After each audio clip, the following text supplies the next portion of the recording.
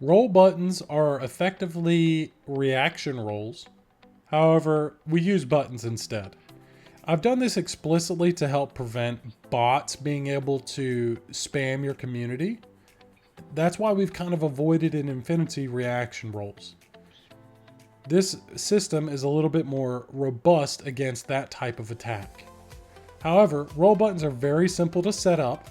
You can come in here and identify one of the roles within your community, any one of them. They'll show up in this list. You can also search here at the top for those specific roles. You can set the button color, change the emoji, and set the label. And ultimately, that is all you have to configure to create a custom role button in your channel.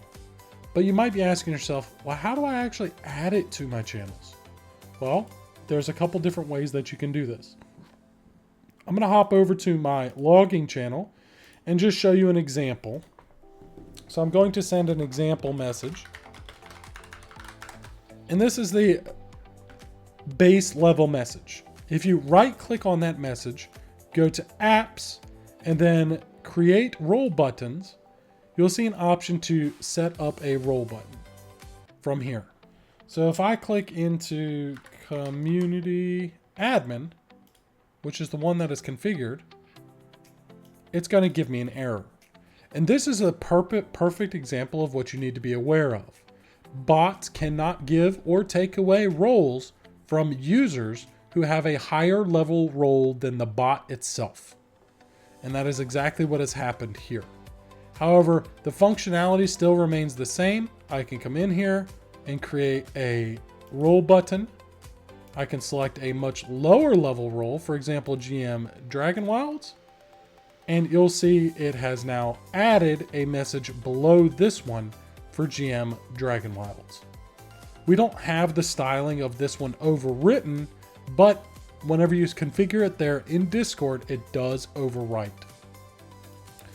However, that's not the only place you'll find role buttons.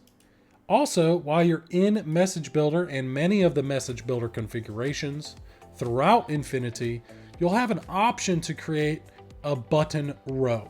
I'm not going to dive heavily here into Message Builder. I'm simply going to show you a way that this functions.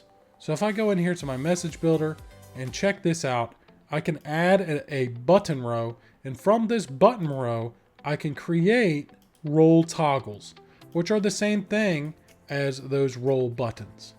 I'm not going to do that right now, but understand that this is one of the different ways that you can add this.